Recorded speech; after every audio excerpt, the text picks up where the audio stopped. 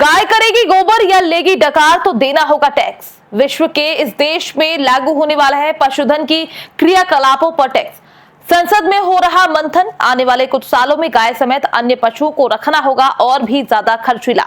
Tax लगाने के पीछे की असल वजह जानकर आप रह जाएंगे दंग व हैरान। आने वाले 6 सालों के बाद कुछ जानवरों पर टैक्स लगाया जाएगा, गाय, भेड़ इत्यादि, और इस टैक्स को लगाने के पीछे कारण होगा ग्रीन हाउस गैस।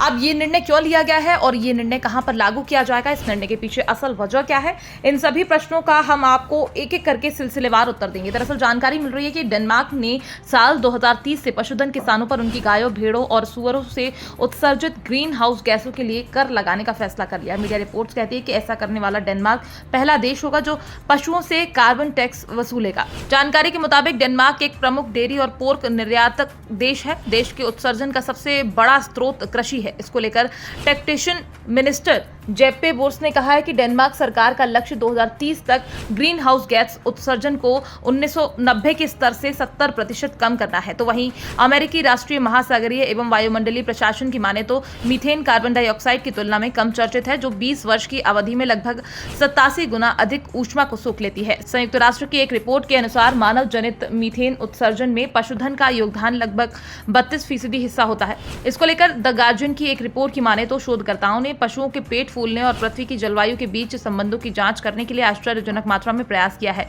डेनमार्क के ग्रीन थिंक टैंक कॉन्सेप्टो के अनुसार डेनिश डेयरी गाय जो मवेशियों की आबादी का एक बड़ा हिस्सा है, विज्ञान कहता है कि एक गाय प्रतिवर्ष 200 किलोग्राम तक मीथेन गैस उत्पन्न कर सकती है, जो मुख्य रूप से डकार के माध्यम से उत्पन्न होती है। इसके अलावा कुछ गैस गोबर के माध्यम से भी उत्पन्न हुआ करती है। एक सामान्य डेनिश गाय प्रतिवर्ष 6 मीट्रिक टन CO2 का उत्सर्जन करती है। तो वहीं अगर बात करें कि आने वाले समय में डेनमार्क में पशुधन पर क्या और कितना टैक्स लगाया जाएगा, इसको लेकर मिली जानकारी कहती है कि पशुधन के प्रति टन CO2 उत्सर्जन के लिए 300 क्रोन यानी $43 टैक्स लगाया जाएगा। तो वहीं 2035 में ये बढ़कर टैक्स 750 क्रोन यानी $107 कर दिया जाएगा। फिलहाल डेनमार्क से जब ये खबर आई है तब से चौतरफा इस खबर की खूब चर्चा हो रही है। तो वहीं इसको लेकर जानकारों का कहना है कि अगर आने वाले समय में ये टैक्स लागू कर दिया गया तो डेनमार्क में लोग कम से कम पशुओं को पालेंगे और दूध व पशुओं के लिए जाने वाले अन्य कार्यों में कमी आएगी। इतना ही नहीं, ऐसा कहा जा रहा है कि अगर ये टैक्स लागू हुआ तो पशुओं के लिए जाने वाले कार्य में भी लोगों को ज्यादा रुपए खर्च करने होंगे, साथ ही दूध, दही जैसे उत्पादन के मूल्य में वृद्धि हो जाएगी। फिलहाल आपको क्या लगता है,